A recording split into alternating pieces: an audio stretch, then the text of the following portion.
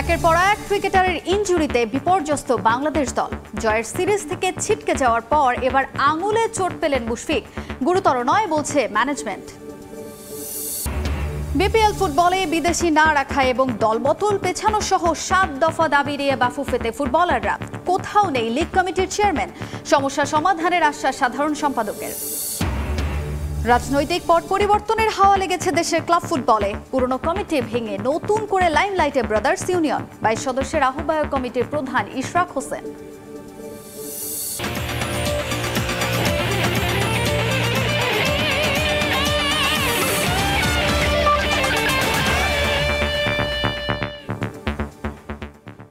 দেখছিলেন শিরোনাম, এবারে বিস্তারিত। শুরুতেই জানাবো ক্রিকেটের খবর। পাকিস্তান টেস্টের আগে বড় ধাক্কা টাইগার শিবিরে। ছিটকে গেলেন ইনফর্ম ব্যাটার মাহমুদুল হাসান জয়। ইসলামাবাদে এ দলের হয়ে প্রস্তুতি ম্যাচ খেলতে নেমে চোটে পড়েন এই ওপেনার। রোববার এমআরআই পরীক্ষার পর জানা যাবে ইনজুরি ঠিক কতটা গুরুতর। তবে টেস্ট সিরিজে যে তিনি থাকছেন না তা ইতোমধ্যেই জানিয়ে দিয়েছে টিম ম্যানেজমেন্ট। বিকল্প নিয়েও চিন্তাভাবনা শুরু করে দিয়েছেন তারা। এ দলের হয়ে বিজয় দীপুরা পাকিস্তানে অবস্থান করলেও তাদের সাম্প্রতিক পারফরমেন্স মন ভরাতে পারেনি কোচ ক্যাপ্টেনের। দিকে সাদমান আছেন মূল দলের সঙ্গে। এ দলের হয়ে না খেললেও কদিন আগে অস্ট্রেলিয়ার মাটিতে পাকিস্তান শাহিনসের বিপক্ষে খেলেছেন দুটি 4 দিনের ম্যাচ। সে 4 ইনিংসে 50 মাত্র একটি। আন্তর্জাতিক ম্যাচের অভিজ্ঞতাও বেশ পুরনো। রাওয়ালপিন্ডিতে একাদশে জায়গা পেলে সাদমান বাংলাদেশ মূল দলের জার্সি গায়ে চাপাবেন দীর্ঘ 29 মাস পরে। এই যখন পরিস্থিতি, তখন জয়ের বিকল্প নিয়ে ভাবছে বিসিবিও। এ দলের হয়ে আনামুল হক বিজয় কিংবা নাইম শেখরা থাকলেও তাদের অবস্থা আরও বেশি হতাশার। ঘরোয়ায় শাহাদাত হোসেন দীপুর অভিজ্ঞতা রয়েছে ইনিংস গোড়াপত্তনের। 16 সদস্যের স্কোয়াডে জয়ের জায়গায় ডাকা হতে পারে তাকেও। একদিকে টেস্ট ক্রিকেটের মলিন পারফরমেন্স, অন্যদিকে জয়ের ছিটকে যাওয়া। নিশ্চিতভাবেই এই ম্যাচের আগেই ব্যাকফুটে অতিথিরা। এ দলের ব্যানারে মুশফিক মমিনুলদের পারফরমেন্স আরও ভয় বাড়িয়েছে। রাওয়ালপিন্ডিতে টাইগারদের পরিণতি কি হতে পারে সেটাই আপাতত বড় ভাবনা। সাব্বির মিথুন, সময় সংবাদ। এদিকে পাকিস্তানে একের পর এক ইনজুরিতে পড়ছেন বাংলাদেশি ক্রিকেটাররা। মাহমুদুল হাসান জয়ের পর চোট পেয়েছেন মুশফিকুর রহিমও। ব্যাটিং অনুশীলনের সময় আঙুলে ব্যথা পেয়েছেন এই সিনিয়র ব্যাটার। তবে তার ইনজুরি অতটা গুরুতর নয়। প্রথম টেস্ট থেকেই খেলার আশা মুশির। তিনি আরও বলেন, এ দলের প্রথম 4 দিনের ম্যাচে পারফরমেন্স ভালো না হলেও প্রতিপক্ষ ও কন্ডিশন সম্পর্কে স্পষ্ট ধারণা পেয়েছে সফররতরা। মোহাম্মদ ইউসুফের সঙ্গে আড্ডায় মাতলেন মুশফিকুর রহিম। টেস্ট সিরিজে রান করার উপায় হয়তো জানার চেষ্টা করলেন পাকিস্তানি কিংবদন্তি ব্যাটারের কাছ থেকে। তবে ইতিহাস বলে কাজটা সহজ হবে না একেবারে। শনির দশা কাটছে না বাংলাদেশের ক্রিকেটের। বোর্ডে অস্থিতিশীল পরিবেশ, মাঠের খেলাতেও অগোছালো দল। নেটে ব্যাটিং করতে গিয়ে আঙুলে ব্যথা পেয়েছি, তাই আর এ দলের ম্যাচের দ্বিতীয় ইনিংসে ব্যাটিংয়ে নামতে পারিনি। তবে আশা করি দ্রুত ঠিক হয়ে যাব। প্রথম টেস্ট থেকেই খেলব। পাকিস্তান সফরে এ দলের প্রথম 4 দিনের ম্যাচে বাংলাদেশিদের পারফরমেন্স খুব একটা ভালো নয়। ম্যাচ ড্র হলেও 2-1 ছাড়া উল্লেখযোগ্য কিছু করতে পারেনি সফররতরা। তবে পাকিস্তান জাতীয় দলের কয়েকজন এ টিমে খেলায় রাওয়ালপিন্ডি টেস্টের আগে তাদের সম্পর্কে ধারণা পাওয়া গেছে। ম্যাচে আশানুরূপ পারফরমেন্স হয়নি, আবহাওয়া অনুকূলে ছিল না। পাকিস্তান শাহিনস খুব ভালো খেলেছে, বিশেষ করে ওমর আমিন ভালো ব্যাটিং করেছে। নাসিম শাহ, মোহাম্মদ আলী ও মীর হামজা বল হাতে দারুণ করেছে। আমাদের এ দলেও কিছু ইয়াং ক্রিকেটার আছে, তারা এখান থেকে শিখেছে। সামনে ন্যাশনাল টিমের 2টি টেস্ট ম্যাচ রয়েছে। আমরা কয়েকজন একটু আগেভাগেই পাকিস্তানে আসতে চেয়েছি, যাতে কিছুটা প্রস্তুতি নিতে পারি। এটা আমাদের জন্য অবশ্যই হেল্পফুল হবে। এবার জানাবো দেশের ফুটবলের খবর। বাংলাদেশ প্রিমিয়ার লিগ নিয়ে শঙ্কা যেন কাটছেই না। চলতি মৌসুমে বিদেশি ফুটবলার না রাখা, দল বদলের সময়সীমা বাড়ানো সহ 7 দফা দাবিতে বাফুফেতে মানববন্ধন করেছেন প্রিমিয়ার লিগে খেলা ফুটবলাররা। দাবি পূরণে আরও কর্মসূচির ঘোষণা দিয়েছেন তারা। এদিকে সমস্যা সমাধানে লিগ কমিটির চেয়ারম্যানকে কোথাও পাওয়া না গেলেও ফুটবলারদের পাশে থাকার আশ্বাস দিয়েছেন বাফুফের সাধারণ সম্পাদক। দেশের রাজনৈতিক পট পরিবর্তনের প্রভাব পড়েছে ঘরোয়া ফুটবলের ক্লাবগুলোর মাঝে। স্পন্সর সংকট ও বিভিন্ন কারণ দেখিয়ে বাংলাদেশ প্রিমিয়ার লিগ থেকে সরে দাঁড়িয়েছে শেখ জামাল ও শেখ রাসেলের মতো ক্লাব। আর আগে থেকেই লিগ না খেলার সিদ্ধান্ত নেয় চট্টগ্রাম আবাহনী, দোটানায় ঢাকা ওয়ান্ডার্স। ক্লাবগুলোর এমন সিদ্ধান্তে বিপাকে তাদের সঙ্গে চুক্তিবদ্ধ ফুটবলাররা। নিজেদের এমন সংকটপূর্ণ মুহূর্তে 7 দফা দাবি নিয়ে বাফুফেতে মানববন্ধন করেছে প্রিমিয়ার লিগ খেলা বিভিন্ন ক্লাবের ফুটবলাররা। পরে বাফুফের সাধারণ সম্পাদকের কাছে নিজেদের দাবিনামা পেশ করেন তারা, যার মধ্যে অন্যতম এই মৌসুমে বিদেশি ফুটবলার না রাখা ও দল বদলের সময়সীমা বাড়ানো। প্রথম দাবি হচ্ছে যে অনতিবিলম্বে দল বদল পেছানো নিশ্চিত করতে হবে এবং বাংলাদেশ প্রিমিয়ার লিগের প্রত্যেকটি দলের অংশগ্রহণ নিশ্চিত করতে হবে। এই বছর আমরা বিদেশি ছাড়া লিগ খেলতে চাই, বিদেশি প্লেয়ার অ্যালাউ না করার জন্য। তাড়াতাড়ি আমাদের এগুলি বাস্তবায়ন করার জন্য আমাদের বাংলাদেশ ফুটবল ফেডারেশনের কাছে আমাদের দাবি। নিজেদের দাবি পূরণে আরো কর্মসূচির ঘোষণা দিয়েছে ফুটবলাররা। লিগে দলগুলোর অংশগ্রহণে প্রয়োজনে ক্লাবের সঙ্গে চুক্তির টাকাও কমাতে রাজি তারা। 3-4টা টিম যদি পার্টিসিপেট করে তাহলে আমার মনে হয় যে 100টা বা 120টা প্লেয়ার ক্ষতিগ্রস্ত হবে না, নয় কিন্তু এই 120টা প্লেয়ার কে দায় নিবে? যদি পারিশ্রমিকও যদি আমাদের যদি স্যাক্রিফাইস করতে হয় সেটাও আমরাও করব। আর পাশাপাশি যে সমস্ত স্পন্সর প্রতিষ্ঠান ছিল তাদেরকেও আমরা আহ্বান করব যে বা অন্য স্পন্সর প্রতিষ্ঠান যদি কেউ আগ্রহী থাকে তারা যেন আসলে ক্লাবগুলোর পাশে দাঁড়ায়। এদিকে 19 আগস্ট শেষ দিন থাকলেও বাফুফের অনুরোধে দল বদলের সময় 22 আগস্ট পর্যন্ত নির্ধারণ করে দিয়েছে ফিফা। এর বেশি সময় বাড়ানো সম্ভব নয় বলে জানান বাফুফের সাধারণ সম্পাদক।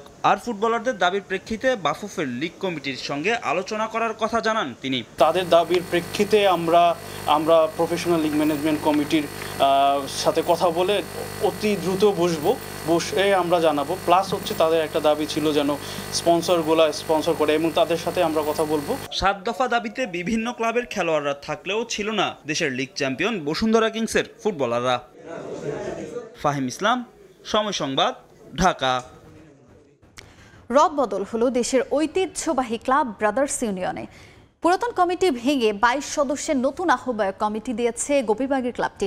আহ্বায়ক হিসেবে দায়িত্ব নিয়েছেন বিএনপি নেতা ইশরাক হোসেন। ক্লাবের হারানো গৌরব ফিরিয়ে আনতে সর্বোচ্চ চেষ্টা করবেন বলে জানিয়েছেন নতুন কমিটির সদস্যরা। দেশের ক্রীড়াঙ্গনে একসময় অন্যতম শক্তিশালী দল ব্রাদার্স ইউনিয়ন। ঢাকা লিগে আবাহনী মোহামেডানের পর তৃতীয় শক্তিশালী দল হিসেবে ধরা হতো তাদের। তবে কালের বিবর্তনে দেশের ক্রীড়াঙ্গন থেকে হারিয়ে যেতে বসছিল দেশের ঐতিহ্যবাহী দলটা।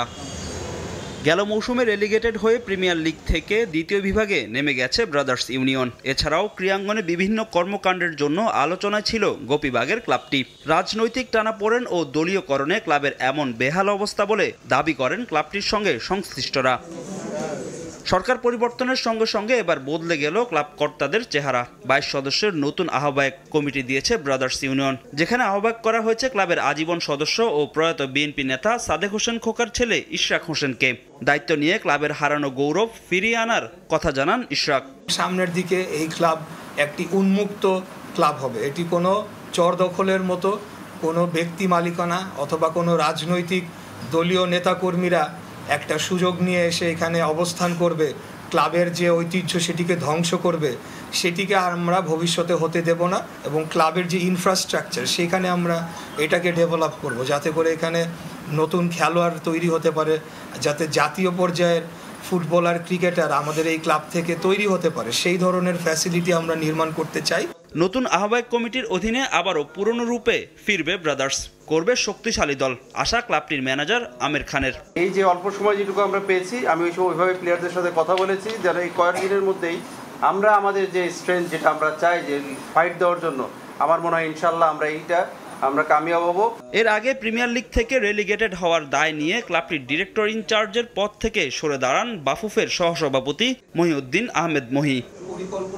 ফাহিম ইসলাম, সময় সংবাদ, ঢাকা। দেশের ক্রীড়াঙ্গনকে রাজনীতি ও দুর্নীতিমুক্ত করতে মানববন্ধন করেছেন জাতীয় পুরস্কারপ্রাপ্ত খেলোয়াড় সহ সাবেক ও বর্তমানরা।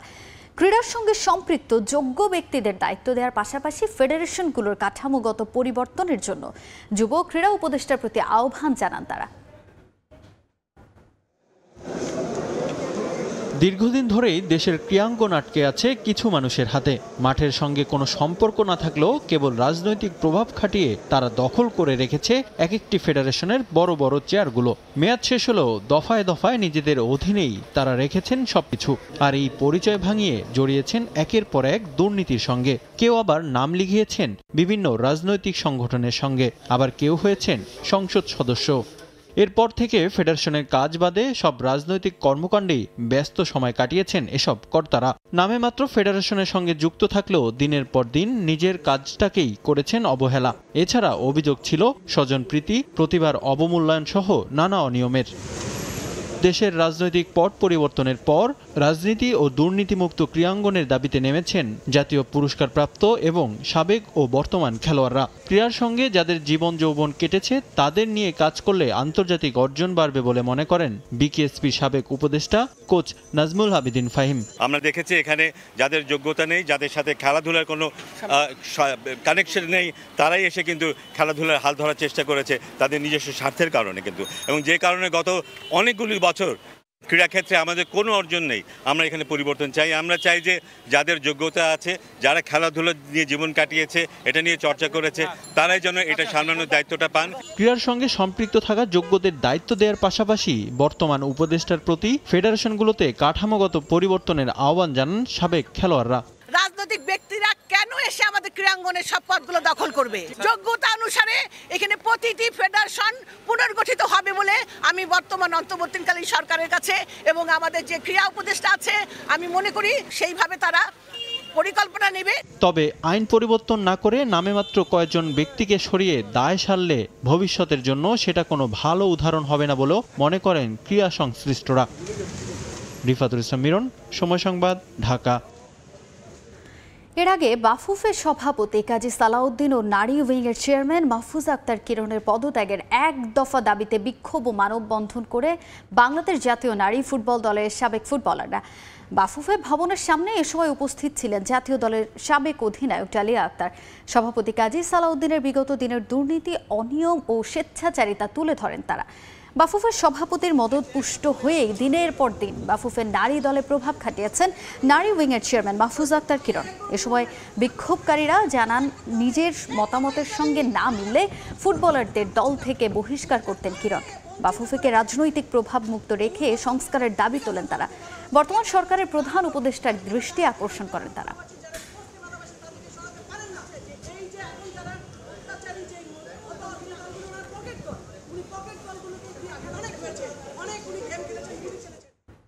লা লিগা বার্সেলোনার হয়ে আজ নতুন অধ্যায় শুরু করবেন জার্মান কোচ হ্যান্সি ফ্লিক।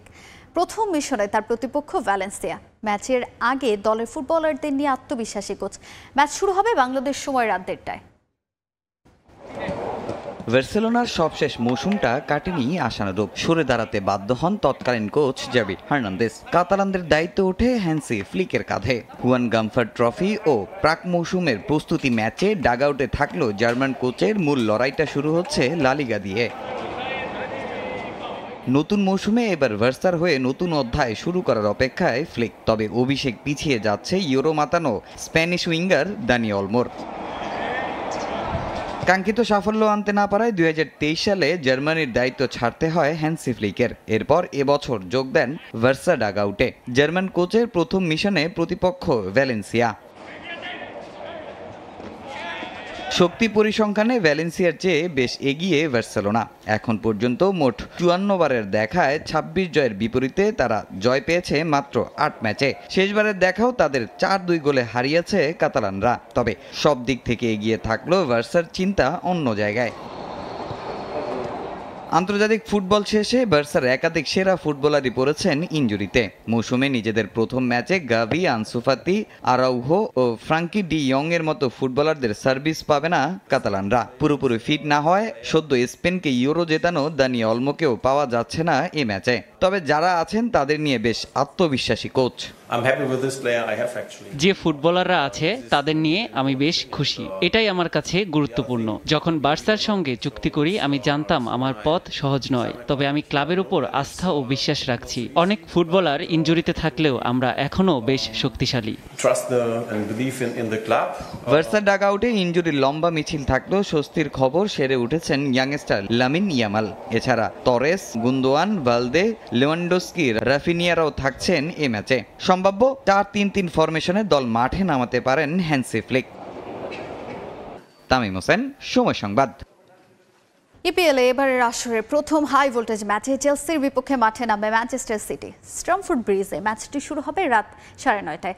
টানা পঞ্চম শিরোপার মিশনে প্রথম ম্যাচে খেলোয়াড়দের থেকে সেরা পারফরমেন্সের প্রত্যাশা সিটিজেন কোচ পেপ গার্দিওলার। এদিকে মৌসুমের প্রথম জয়ের অপেক্ষা চেলসির নতুন কোচ এনজো মারেস্কার।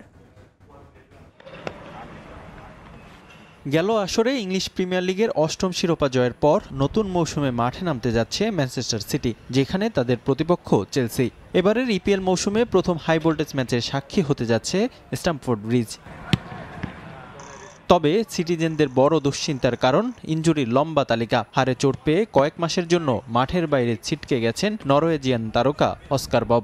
এছাড়া ইউরো ফাইনালে ইংল্যান্ডের বিপক্ষে হ্যামস্ট্রিংয়ের ইনজুরিতে পড়েন স্প্যানিশ মিডফিল্ডার রদ্রি। তাদের ছাড়াই মাঠে নামতে হবে বর্তমান চ্যাম্পিয়নদের। তাই খেলোয়াড়দের থেকে মাঠে সর্বোচ্চটা প্রত্যাশা সিটি বসের।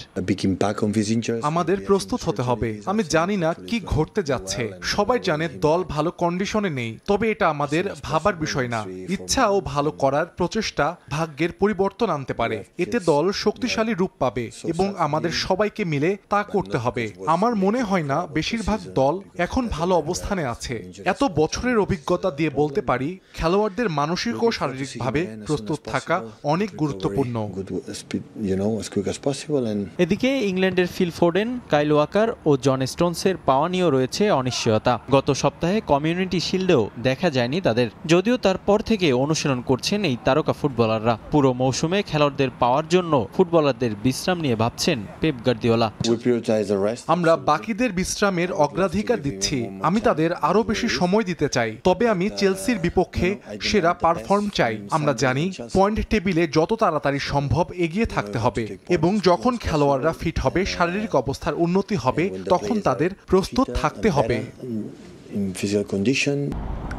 এদিকে নতুন প্রত্যয়ে মাঠে নামতে প্রস্তুত চেলসিও। শিরোপা জয়ের জন্য নতুন কোচের অধীনে নতুন পরিকল্পনা তাদের। এ মৌসুমে পর্তুগিজ উইঙ্গার পেদ্রো নেটো, কিয়ারনান ডেউসাভারি হলকে দলে ভিড়িয়েছে দ্য ব্লুজ। সিটির মতো ইনজুরির থাবাও চেলসির শিবিরে। হ্যামস্ট্রিংয়ের ইনজুরির কারণে অধিনায়ক রিস জেমসকে ছাড়াই মাঠে নামতে হচ্ছে তাদের। এছাড়া নতুন কোচের দায়িত্ব নেওয়ার পর এখনও সব গুছিয়ে উঠতে পারেননি এনজো মারেস্কা। তবুও মৌসুমের প্রথম জয়ের আকাঙ্ক্ষা চেলসি কোচের। জয়ের জন্য আমাদের সর্বোচ্চ চেষ্টা থাকবে। আমি আগেই বলেছি, এই মুহূর্তে আমাদের ও প্রতিপক্ষের মধ্যে পার্থক্য একটাই, তারা ইংলিশ ফুটবলে আধিপত্য বিস্তার করছে। তা কেবল সময়ের ব্যাপার, কারণ যে ক্লাব একই কোচের সঙ্গে অনেক বছর কাজ করছে, সেখানে আমরা একই কোচের অধীনে 1 মাস কাজ করছি। তাই এটাই আমার জন্য বড় পার্থক্য। আমি নিশ্চিত সময়ের সঙ্গে ব্যবধান কমে আসবে। আশা করি দ্রুত এটা ঘটবে। ম্যানচেস্টার সিটির বিপক্ষে সবচেয়ে 6 ম্যাচে কোনো ম্যাচেই জয়ের দেখা পায়নি চেলসি। 2 ম্যাচে ড্রয়ের পাশাপাশি 4 ম্যাচেই জয় আদায় করে নিয়েছে সিটিজেনরা। রিফাতুল ইসলাম মিরন, সময় সংবাদ। মৌসুম চলাকালীন ফুটবলারদের 1 সপ্তাহ করে ছুটি দেওয়ার কথা ভাবছে রিয়াল মাদ্রিদ। ক্লাবের পাশাপাশি যারা নিয়মিত জাতীয় দলে খেলেন তারা এই ছুটির ব্যাপারে প্রাধান্য পাবেন, এমনটা জানিয়েছেন কোচ কার্লো অ্যানচেলোত্তি। শিরোপা ধরে রাখা নিয়ে এখনই চিন্তা না করে ম্যাচ বাই ম্যাচ এগিয়ে যাওয়ার লক্ষ্য মাদ্রিদিস্তাদের। কিলিয়ান এমবাপ্পে যেন দ্রুত দলের সঙ্গে মানিয়ে নিতে পারেন, সেই ব্যাপারে বিশেষ গুরুত্ব দেওয়া হচ্ছে বলেও জানান অ্যানচেলোত্তি। লা লিগা কিংবা চ্যাম্পিয়ন্স লিগ, সমান তালে রাজত্ব রিয়াল মাদ্রিদের। নতুন মৌসুমে শ্রেষ্ঠত্ব ধরে রাখতে নতুন কৌশল নিয়ে মাঠে নামছে স্প্যানিশ ক্লাবটি। নামি দামি ফুটবলার দলে ভিড়িয়ে আবারও শিরোপার দাবিদার মাদ্রিদিস্তারা। নতুন মৌসুমে ফুটবলারদের মানসিক ও শারীরিক বিশ্রামের কথা ভাবছে ক্লাবটি। লিগ ম্যাচের সঙ্গে রয়েছে জাতীয় দলের ব্যস্ততা, টানা খেলার মধ্যে থাকায় চাপ নিতে হয় ফুটবলারদের। তাই এই মৌসুম থেকে ফুটবলারদের 1 সপ্তাহ করে ছুটি দেওয়ার চিন্তা করছে ক্লাবটি।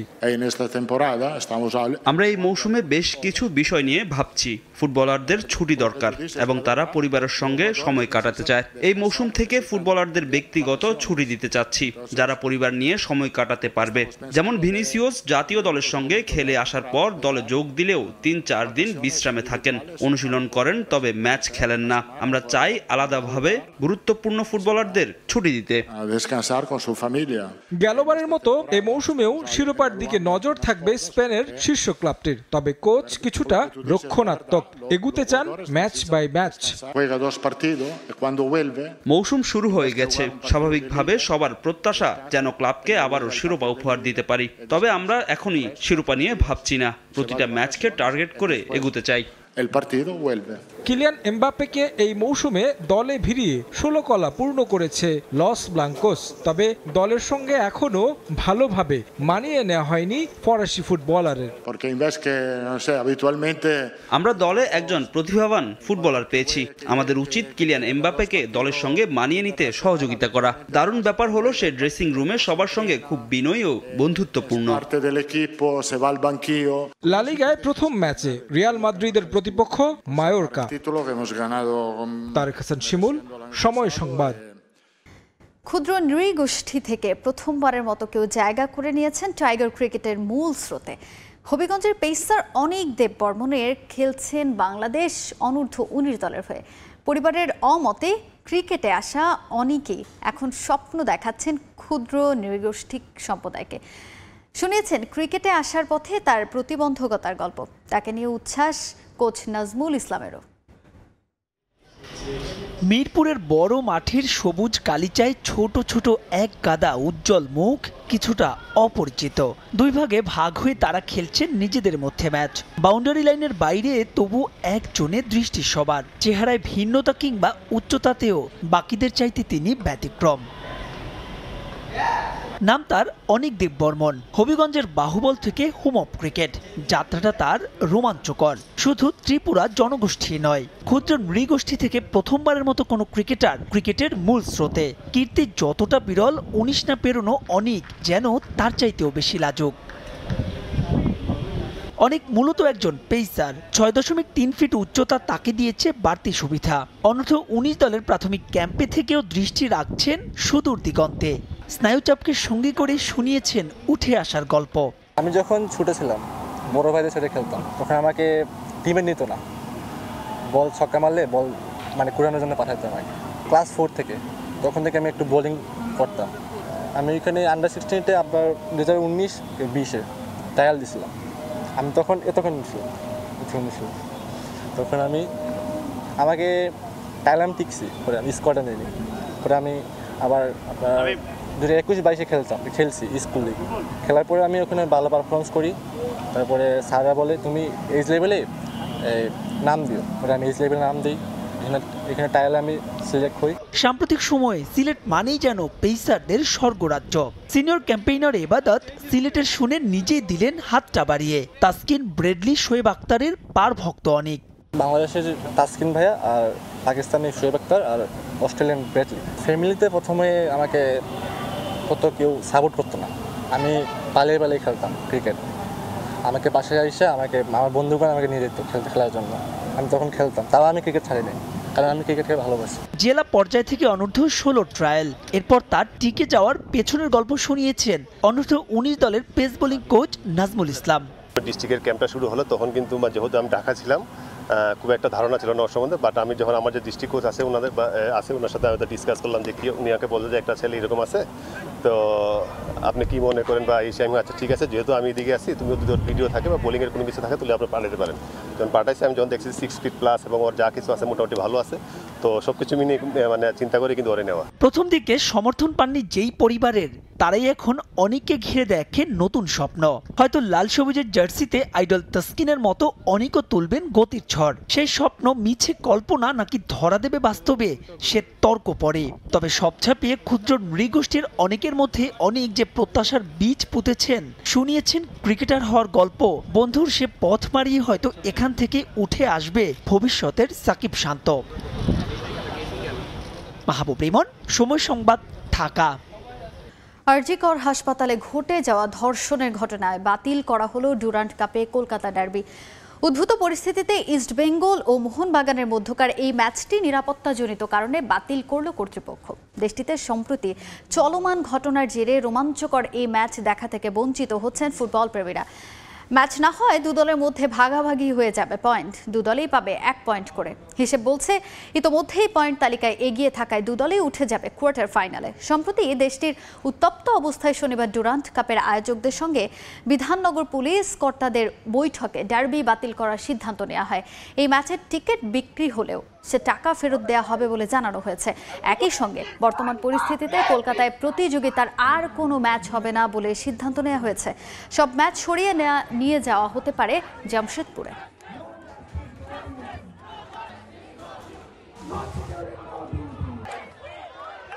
এই ছিল খেলার সময়ের এখনকার আয়োজনে। এরপর দেখবেন প্রবাসের সময়, সঙ্গে থাকুন সময়।